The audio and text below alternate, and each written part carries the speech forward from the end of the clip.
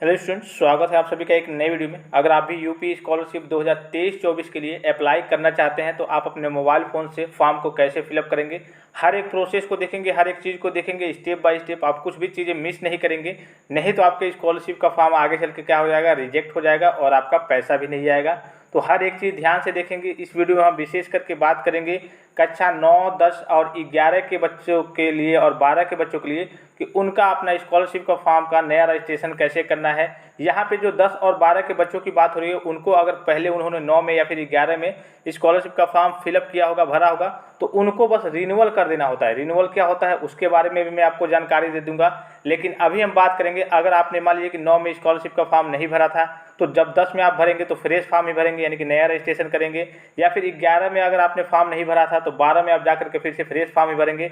या फिर आप अगर कक्षा 9 के स्टूडेंट्स हैं, कक्षा 10 के स्टूडेंट्स हैं, या फिर कक्षा 11 के स्टूडेंट्स हैं, कक्षा 12 के स्टूडेंट्स हैं, आप पहली बार स्कॉलरशिप का फॉर्म फिलअप कर रहे हैं तो आपको फ्रेश फॉर्म, आपको कहा जाता है कि वो फ्रेश फॉर्म है, यानी कि नया फॉर्म है। तो उसका आपको रजिस्ट्रेशन कैसे करना है, आप अपने मोबाइल फ़ोन से भी इस प्रोसेस को कंप्लीट कर सकते हैं, या फिर आप जा करके किसी साइबर कैफ़े के पास भी करवा सकते हैं। कुछ बेसिक सी चीज़ें हैं जो आपको जानना बेहद ज़रूरी है, तभी आपकी स्कॉलरशिप का पैसा आएगा। ये है आपके स्कॉलरशिप का ऑफिशियल वेबसाइट, और यहाँ पे नीचे की ओर आएंगे तो एक ऑप्शन दिख रहा होगा, check your Aadhaar seeding status.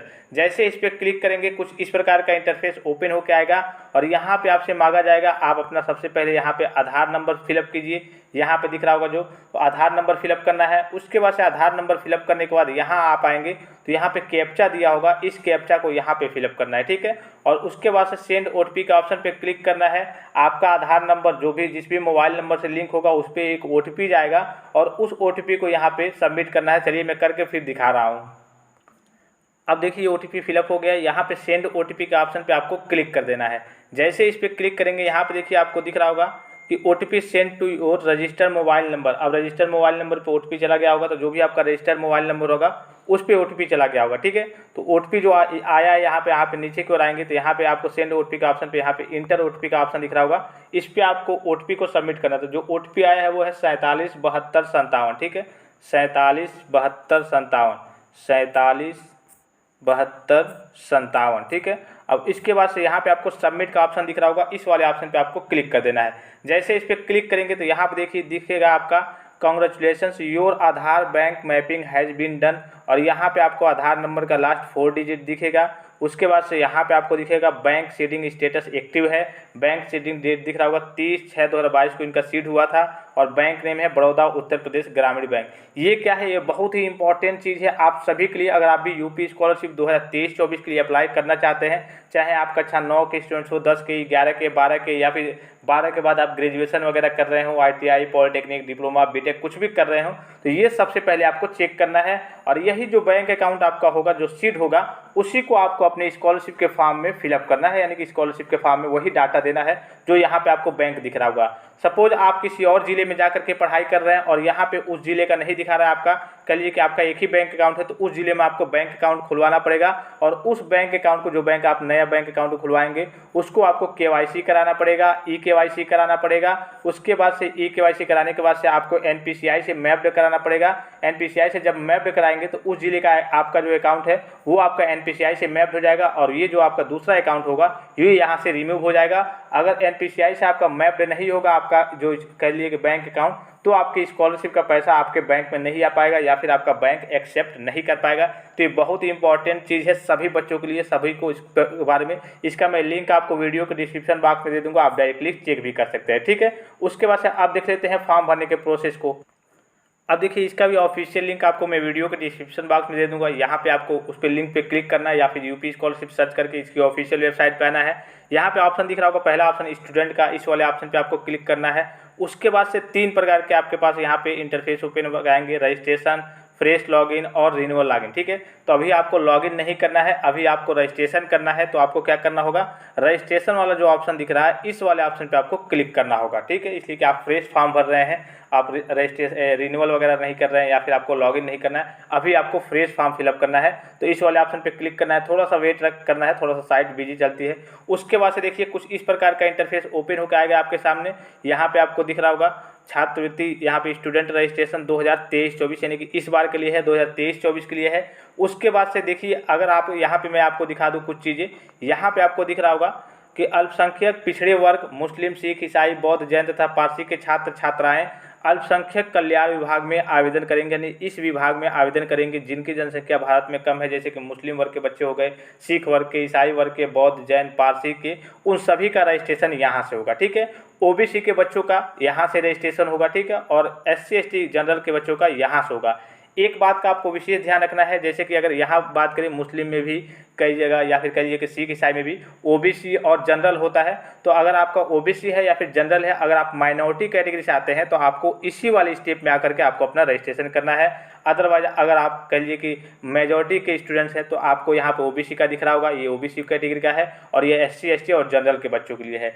अब इसमें देखिए यहाँ पे 3 ऑप्शन दिख रहे होंगे, पहले 4 ऑप्शन, पहला प्री मैट्रिक दिख रहा होगा, सब में प्री मैट्रिक, सब में प्री मैट्रिक, फिर पोस्ट मैट्रिक दिख रहा होगा, इंटरमीडिएट, फिर post matric intermediate, post matric intermediate, और यहाँ पे आपको दिख रहा होगा post matric other than intermediate, post matric other than intermediate, post matric other than intermediate, और यहाँ पे एक और ऑप्शन दिख रहा होगा पोस्ट मैट्रिक अदर स्टेट। ठीक है, तो यहाँ पे मैं बता दूं चारों के बारे में step by step. Pre matric मतलब 9-10 के बच्चों के लिए है।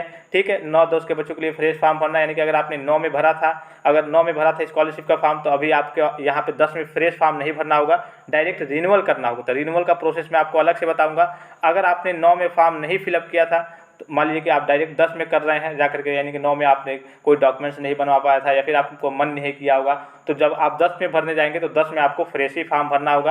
यानी कि अगर आपने पहले से भरा है तो आपको रिन्यूअल कर देना है, अगर आपने पहले से नहीं भरा है तो आपको फ्रेश फॉर्म भरना है। ठीक है, उसके बाद ये 9-10 के बच्चों के लिए हो गया, ये आपका 11-12 के बच्चों के लिए हो गया। ये 11-12 के बाद यानी कि 12 के बाद आप कोई भी कोर्सेज करते हैं, जैसे पॉलिटेक्निक हो गया, ITI, डिप्लोमा, बीटेक वगैरह, BSc, MSc, BBA, MBA जो भी करते हैं उनके लिए है। और पोस्ट मैट्रिक अदर स्टेट के लिए है, ये अदर स्टेट के बच्चों के लिए है जो आके यूपी में स्टडी वगैरह करते हैं। इसी प्रकार से ये तो आपका SC ST और जनरल के बच्चों के लिए हो गया। इसी प्रकार से सेम आपका OBC के लिए बच्चों के लिए यहाँ पे सेक्शन हो जाएगा 9, 10, 11, 12, और आपके ग्रेजुएशन के लिए लेवल के बच्चों के लिए BA, BSc, MSc वगैरह। उसी प्रकार से अल्पसंख्यक में ये सारे पोस्ट इसी प्रकार से दिख रहे होंगे। ठीक है, तो मान लीजिए कि मुझे करना है 9 के बच्चों का, कह लीजिए कि रजिस्ट्रेशन करना है, फ्रेश रजिस्ट्रेशन, तो प्री मैट्रिक के ऑप्शन पे आपको क्लिक करना है। जैसे इस पर क्लिक करेंगे, देखिए साइट अभी बिजी चल रही है, इसलिए कि 10 तारीख से यानी कि 10 अगस्त से इसकी कह लीजिए कि ऑफिशियल नोटिफिकेशन जारी हो गई थी। 10 अगस्त से इसका रजिस्ट्रेशन स्टार्ट होना था, या फिर कह लीजिए कि ऑफिशियल नोटिस के माध्यम से, लेकिन अभी तक कह लीजिए कि सर्वर डाउन चल रहा है या फिर पोर्टल अभी मैनेज नहीं हो पाया है।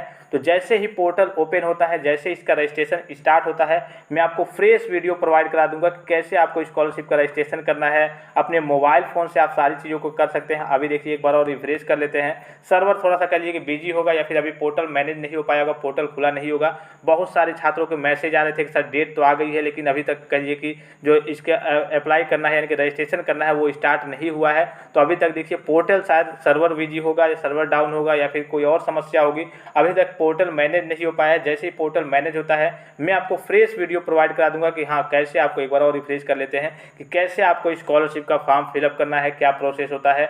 डॉक्यूमेंट्स के बारे में मैंने ऑलरेडी आप सभी छात्रों को बता रखा है कि कौन कौन से डॉक्यूमेंट्स इस बार लगने वाले हैं। कुछ नए डॉक्यूमेंट्स भी हैं तो उसको आप जाकर के जरूर देख लेंगे। सर्च करेंगे आप कि UP scholarship required documents, UP scholarship required documents करके सर्च करेंगे बाय फैक्ट टेक्सा, तो आपको सबसे ऊपर वो वीडियो देखने को मिल जाएगा। तो उसकी सहायता से आप सारी चीज़ों को, सारी जानकारी को प्राप्त कर सकते हैं इस बार कौन कौन से डॉक्यूमेंट्स वगैरह लगने वाले हैं, कौन कौन से नई चीज़ें चेंज हुई है। और आपका जो आधार कार्ड है तो आपके आधार कार्ड से आपका मोबाइल नंबर कोई ना कोई लिंक होना चाहिए और वो मोबाइल नंबर आपका चालू होना चाहिए, उसमें रिचार्ज वगैरह होना चाहिए, तभी आप स्कॉलरशिप का फॉर्म फिलअप कर पाएंगे, अदरवाइज नहीं फिलअप कर पाएंगे। और भी कोई समस्या हो, कोई जानकारी चाहिए तो आप कमेंट करके पूछ सकते हैं, सारी जानकारी आपको यूपी स्कॉलरशिप के रिगार्डिंग मिलेगी। और अभी देखिए लग रहा था दिन में जैसे पोर्टल थोड़ा सा ओपन हुआ था, फिर लग रहा था कि ओपन होगा, लेकिन फिर से अभी देखिए सर्वर बिजी है। यहाँ पर देखिए ये अभी कह लीजिए कि एक तरीके से सर्वर इतना बिजी है, कह लीजिए सर्वर इतना डाउन है कि अभी ये सही से खुल भी नहीं रहा है। तो जैसे ही सारी चीज़ें, सारे प्रोसेस कंप्लीट होते हैं और खुलना स्टार्ट होता है, ओपन होना स्टार्ट होता है, रजिस्ट्रेशन स्टार्ट होता है हो जाना, तो मैं आपको तुरंत एक फ्रेश वीडियो प्रोवाइड करा दूंगा और उसको देख करके आप अपना फॉर्म फिलअप कर लेंगे। जल्दीबाजी नहीं करेंगे। आपकी जो डेट है कह लीजिए कि 10 अक्टूबर तक है, 10 अक्टूबर 2023 तक है, और ये डेट बढ़ेगी भी। ये 9-10 के बच्चों के लिए है केवल, और अब आपका जो डेट आने वाला है पोस्ट मैट्रिक के बच्चों के लिए, यानी कि 11-12 के बच्चों के लिए जल्द ही डेट आने वाला है। इस महीने के लास्ट तक उनका भी डेट आ जाएगा। तो उनका भी जो प्रोसेस होता है रजिस्ट्रेशन करने का वही सेम होता है जो 9-10 के बच्चों का होता है, उसी तरीके से 11-12 के बच्चों का होता है। तो उनका भी मैं आपको फ्रेश वीडियो प्रोवाइड करा दूंगा। और रहे आपके ग्रेजुएशन इनके post matric other than intermediate की स्कॉलरशिप, उनका जो फॉर्म है, जो मतलब कि ग्रेजुएशन वगैरह करते हैं या फिर ITI पॉलिटेक्निक वगैरह करते हैं, BA BSc MSc BCom MCom BBA MBA DLED जो भी करते हैं, तो उनका जो फॉर्म है वो कहिए कि सितंबर के फर्स्ट वीक से उनका फॉर्म या फिर सितंबर के 20 से उनका फॉर्म फिलअप होना स्टार्ट हो जाएगा। अभी देखिए सर्वर कितना बिजी चल रहा है कि अभी तक यहाँ पे रिफ्रेश करने पे भी इतना समय लग रहा है, तो हो सकता है सर्वर डाउन हो, सर्वर बिजी हो, कोई कई प्रकार की समस्याएं आ जाती है शुरू में। तो जैसे ही फॉर्म फिलअप होना स्टार्ट होता है मैं आपको फ्रेश वीडियो प्रोवाइड करा दूंगा।